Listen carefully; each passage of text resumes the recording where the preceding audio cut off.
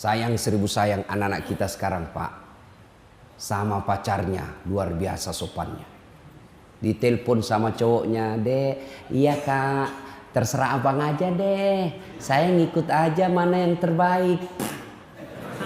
Dongo. Tahu dongo? Beleng-beleng. Tahu beleng-beleng?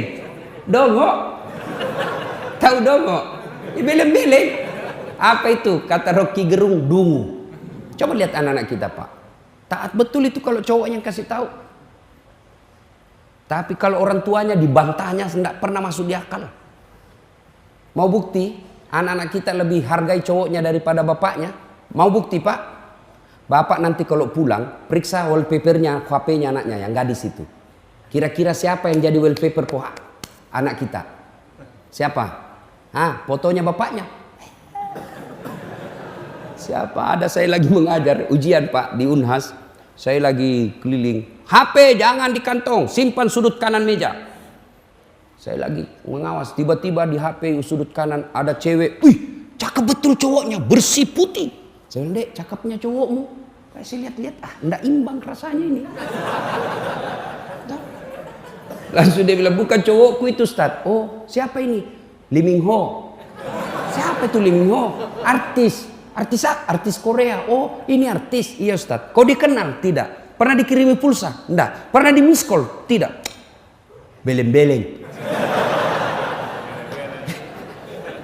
Masa itu kau enggak pernah kau kenal, enggak pernah dikirimi pulsa? Kau simpan di situ gambarnya bapakmu ke situ. Ganti tuh fotonya bapakmu simpan. "Tunggu dulu, Ustaz." Dia carilah fotonya bapaknya. "Tunggu dulu, Ustaz, tunggu dulu." Sudah terhapus semua, Ustaz. Ini anak-anak kita sekarang. Maka jangan heran anak kita S1 susah cari kerja. Karena tidak dapat kerja dia lanjut S2. Makin susah cari kerja. Salah satu sebabnya karena kuliah tidak menghargai orang tuanya. Tidakkah kita sudah belajar dalam agama kita, ridallah fi ridal walidain, suktillah fi suktil walidain. Suatu kali Nabi di Makkah lagi tawaf pakai ihram. Tiba-tiba ada anak muda di depan Nabi tawaf juga. Dilihatnya Nabi, wih, melepuh pundaknya, Pak. Seperti orang yang baru kena bara api. Diikuti oleh Nabi. Selesai tawaf dipanggil, "Anak muda, sini dulu anak muda." "Kenapa pundakmu, Nak?" "Saya ini orang Madinah. Ibu saya sakit. Ibu saya ini mau sekali menunaikan ibadah haji. Tidak ada budak saya. Tidak ada duit saya bayar onta. Saya pikul ibu saya dari Madinah ke Mekah. Jalan kaki kurang lebih 500 km. Melewati padang pasir." Kalau bapak dari Jakarta ke Bogor, itu kan masih enak, Pak. Masih pohon-pohon, bisa tempat singgah. Makkah Madinah padang pasir. Kupikul ibu saya sepanjang jalan. Nanti selepas ketika saya makan, sholat dan buang air besar. Ada terus di pundak saya. Hampir tidak pernah lepas. Makanya ini pundak saya melepuh. Nabi terharu. Lalu anak muda ini bertanya, "Ya Rasulullah, kira-kira kebaikan saya ini sudah membalas kebaikan ibuku kepadaku, ya Rasul? Kira-kira sudah imbang?" Apa kata Nabi? "Demi Allah anak muda, kau sudah termasuk anak yang soleh. Tapi demi Allah, kau belum bisa membalas kebaikan ibumu kepadamu." Coba, mana ada anak-anak seperti ini sekarang? Coba lihat anak-anak kita sekarang, Pak. Ngeri, Pak. Tidak ada lagi sopan santun sama orang tua. Bapaknya sepertinya dianggap kawan. Kita dulu ketemu sama bapak, lihat matanya aja kita kadang sungkan. Bapak pelajari itu yang namanya tadi Al-Fatih, ya, itu tidak pernah berani tatap matanya bapaknya. Ketemu bapaknya tunduk terus karena memuliakan orang tuanya. Sekarang anak-anak kita, coba lihat saya zaman kecil, jangankan bicara kasar sama orang tua, memotong bayangan ketika ada tamunya bapak itu di ruang tamu, tidak boleh kita lewat-lewat. Dianggap kita anak yang kurang ajar. Makan, zaman saya kecil, makan, bapak saya petani, mau makan, kata ibu saya, "Jangan dulu, belum datang bapakmu, dosa kau kalau sisa kau kasih bapakmu." Masa sudah dari mulutmu kau kasih bapakmu? Begitu kita muliakan orang tua. Sekarang anak-anak makan, dia habisi Pak. Tinggal kuahnya disimpankan bapaknya. Yang ketawa, ya anak-anak kita sekarang bingung saya lihat. Makanya jangan heran hidupmu tidak akan dapat kebahagiaan. Coba lihat orang-orang yang sukses. Salah satu biasa resep hidupnya, mereka memuliakan orang tuanya. Itu model kita lain lagi Pak yang sudah berkeluarga. Modelnya apa? Lebih sayang sama istrinya daripada orang tuanya. Masih baik kalau ini lebih takut. Bu, ini ada duit lebih. Kirim ke bapak ya. 2 juta lah. Lama kita tidak pulang kampung. Ini 2 juta untuk orang tua kita di kampung. Dengar istrinya langsung istrinya bangkit. Apa? Bapakmu itu anakmu. Langsung dia bilang suaminya, ya terserah deh, enggak jadi. Ada di sini takut sama istrinya? Ada laki-laki di sini takut sama istri? Berhenti jadi laki-laki Pak. Apa mau takut sama istri? Nah semua gaji kita diambil. Coba lihat itu istri. Semua gaji kita diambil. Bajunya kita yang belikan. Lipstiknya pun kita yang belikan. Sampai duit itinya pun kita yang belikan. Masa mau takut sama istri? Jadi Ustadz tidak takut sama istri. Ngapain saya mau takut sama istri? Cuma istriku lebih berani dari saya.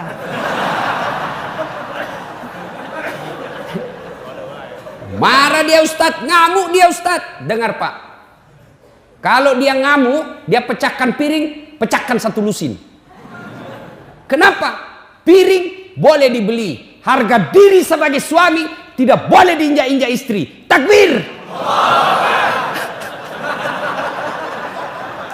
Saya serius Pak. Pak, jangan pernah menunda berbuat baik sama orang tua karena takut sama istri. Saya bilang sama istri saya, boleh kau marah sama saya, boleh kau maki-maki saya, boleh kau lempar kepalaku, yang penting tidak dikena. Satu yang tidak boleh, jangan pernah saya dengar di telinga saya kau hina orang tuaku. Begitu kau hina orang tuaku, tidak ada maaf. Belum tentu kita jodoh sampai saya masuk kubur. Tapi orang tua demi Allah, seluruh darah daging yang ada di dalam tubuhku itu dari orang tua saya. Gitu dong jadi laki-laki Pak. Jangan ketawa, saya serius ini. Ini juga ibu-ibu, jangan suka ngomel.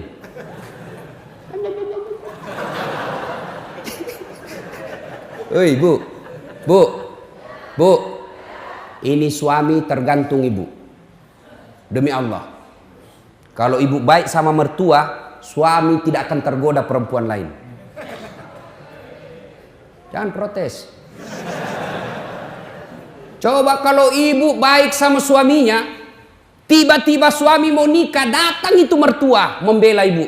Apa kau mau kawin-kawin lagi? Coba lihat itu istrimu, baik betul. Saya belum bangun sudah siap sarapan. Datang saudaramu semua dihormati. Kamu tidak pernah dihina, ngomongnya tidak pernah kasar sama kamu. Apalagi kau mau kawin, belum tentu kau dapat perempuan lebih baik dari itu istrimu. Awas kalau kau mau kawin lagi, haram itu air susuku. Gitu mama saya kalau marah Pak. Langsung dia bilang, haram air susuku. Ampun mak. Tapi kalau tidak pernah muliakan orang tuanya, datang mertua dari kampung, baru 2 jam duduk dia tanya, Mak Haji kapan pulang? Belum saya capek sudah ditanya pulang. Mertuanya hipertensi, makanannya yang asin-asin terus. Tidak pernah dihargai ketika datang mertua. Datang saudaranya tidak pernah manis di depannya. Pulang kampung suamimu dicuci otaknya sama mertuamu. Apa itu istrimu? Saya sekolahkan kau jauh-jauh. Saya jualkan sawah supaya kau dihargai orang, tidak dihina sepupumu. Ini istrimu sendiri yang hina kamu. Datang sepupumu tidak pernah dihormati. Saya datang di rumahmu tidak pernah enak-enak mukanya. Apa itu istrimu, model apa itu? Sudah, kawin lagi. Saya carikan kamu sepupumu. Mau ibu? Makanya mestinya kalau mertua datang, ibu sujud syukur. Itu sumber keutamaan berkahnya hidup. Ya Allah, alhamdulillah kau kirim orang tua ini.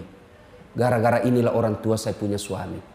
Andai saja tidak ada orang tua punya anak, mungkin sampai sekarang saya masih jadi gasturi, gadis tua Republik Indonesia. Bersyukur. Hei, Bu. Baik-baik sama mertua. Demi Allah, rumah tangga tidak akan berkah ketika durhaka sama orang tua. Percaya, Pak. Muliakan orang tuamu, maka hidupmu akan berkah. Suatu kali Umar bertanya kepada Nabi, "Ya Rasulullah, ingin rasanya saya melihat Allah tersenyum kepadaku. Meskipun saya tahu tidak mungkin saya bisa melihat Allah mukanya di dunia ini. Bagaimana supaya Allah tersenyum kepadaku?" Kata Nabi, "Buat ibu bapakmu tersenyum, maka Allah pasti tersenyum kepadamu." Maka bapak tidak usah cari muka sama pejabat. Lebih baik muliakan orang tua. Dunia akhirat kita dapat. Kadangkala ini anak-anak sekarang baru belajar agama 2 bulan. Itu pun melalui YouTube. Baru 2 menit habis pulsanya. Bamaknya langsung beda manhajnya. Ini beda. Tak boleh, Mak. Sesat kamu. Saya bilang, kau belajar agama dari mana? Ibumu kau katakan sesat. Ya, adik-adik ini yang hijrah. Hijrah itu bukan sekedar berbicara afwan. Hijrah itu bukan sekedar jazakallah khair. Kaifa haluk ya akhi. Bukan sekedar itu. Hijrah itu bukan sekedar pelihara jenggot. Hijrah itu bukan sekedar jingkar celananya. Hijrah itu termasuk diantaranya memuliakan orang tuamu dengan semulia-mulianya. Biar jenggotmu panjang, bicaramu selalu afwan, jazakallah, celana, tapi kau hina orang tuamu karena berbeda mazhabmu, kau tidak lebih mulia di hadapan Allah. Muliakan orang tua. Berapa banyak dalam riwayat-riwayat kita pelajari sejarah, sengsara hidupnya karena mendurhakai orang tuanya. Pertanyaan besar buat kita, kenapa anak-anak kita begini sekarang? Padahal cerdas, Pak. Anak-anak kita kurang apa sekarang, Pak? Coba lihat cerdasnya anak-anak kita. Saya biasa heran lihat itu anak-anak. Saya ini sudah pegang HP 2 tangan, masih salah ketik. Ini anak muda bawa motor sambil ngebalas. Cerdasnya itu anak-anak kita sekarang. Satu aja kurangnya anak kita sekarang. Apa? Kurang ajar. Imma yablughanna indakal kibra ahaduhuma au kilahuma fala takullahuma uff wala tanharhuma wa kullahuma kaulan karima. Apabila kedua orang tuamu sudah lanjut dalam pemeliharaanmu, jangan kau berkata A saja dilarang, apalagi sampai meneteskan air mata orang tua. Al jannatu tahta aqdamil ummahat. Surga itu berada di bawah telapak kaki ibu. Kenapa anak-anak kita begini? Salah satu sebabnya karena kita memberi makan anak kita makanan-makanan haram. Kenapa anak-anak kita begini? Karena kita memberi contoh yang tidak baik di hadapan anak kita. Sini dulu. Awas kalau kau merokok, awas. Kalau kau merokok, saya kasih makan kau dengan bungkusnya. 10 menit kemudian, nak, kopi beli rokok tau. Anaknya dilarang merokok, baru dia merokok depan anaknya. Bapak macam apa ini? Ada yang merokok di sini? Nggak ada? Nggak ada dalam masjid. Nggak tahu kalau dia keluar nanti. Bapak kan selama ini sangat benci sama orang-orang yang menindas kita. Siapa orang-orang kaya yang ada di Indonesia? Banyak-banyak, Pak. Siapa orang-orang kaya? Mereka yang penguasa rokok. Dan kita lah ini orang Islam paling banyak merokok. Jadi kalau Bapak cinta sama agama, berhenti merokok. Itu orang rokok, itu orang Yahudi punya, Pak. Sudah kita dikasih rokok, sakit dikasih lagi obatnya. Duit kita dibawa ke sana. Maka saya doakan bapak-bapak yang merokok, berhenti merokok. Marah? Silakan, saya mau pulang juga. Ada yang bilang makruh, mungkin dia bilang makruh karena dia juga merokok. Berhenti, Pak. Kalau ada orang bilang baik itu rokok, saya bilang kau sini. Kalau kau merasa betul itu rokok baik, kau merokok anakmu di depanmu sama istrimu, rokok bareng-bareng di situ. Kalau kau rasa baik, pasti meskipun dia merokok, dia bilang jangan kau merokok, padahal dia merokok. Bagaimana kita mau beri baik yang anak dakwah kita kelihatannya tidak baik? Yang berikutnya, anak-anak kita mau baik, sementara kita sendiri tidak menjalankan agama dengan sebaik-baiknya. Ibu bapak saudara-saudara sekalian, sebenarnya masih ingin rasanya berlama-lama di tempat ini, tapi waktu jualah yang mengatur.